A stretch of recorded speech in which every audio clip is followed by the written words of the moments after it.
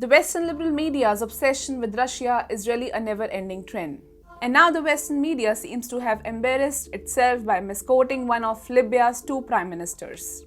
Hi and welcome to TFI Global, the foreign affairs and geopolitical analysis arm of TFI Media Group. I'm your host Kanika.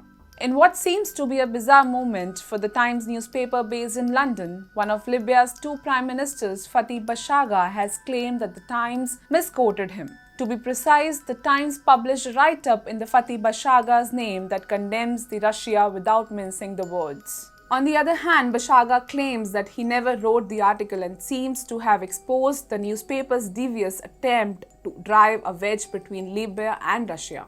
Before we start, you need to know who Fathi Bashagha is. Bashagha remains an old name in Libyan politics. He served as the Interior Minister in the Government of National Accord (GNA), the same administration that General Khalifa Haftar and his forces had tried to topple in 2019-20 with the aid of Russian private military contractors, Wagner fighters and mercenaries.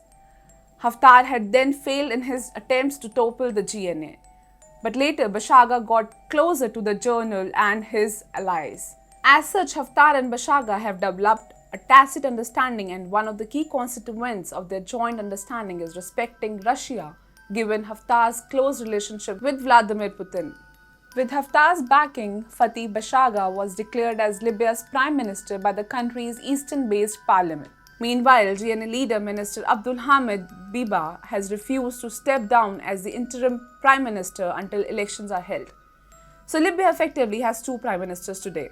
So to understand the context, you need to know that any criticism of Russia by Bashagha would undermine the relationship between Bashagha and Putin, Bashagha and Haftar and Putin.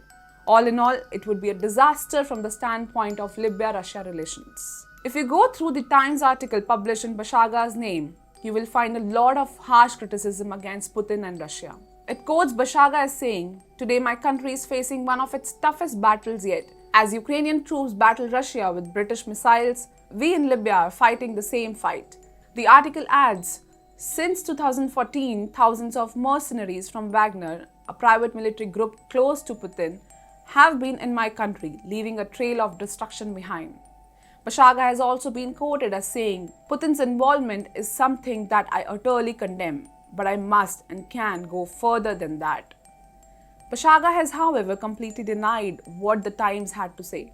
The Libyan Prime Minister Clement stated, "I was surprised by an article attributed to me in the English newspaper The Times. I hope this grand and respected newspaper inspects accuracy to avoid being involved in publishing false articles." Meanwhile, the Times went into damage control mode.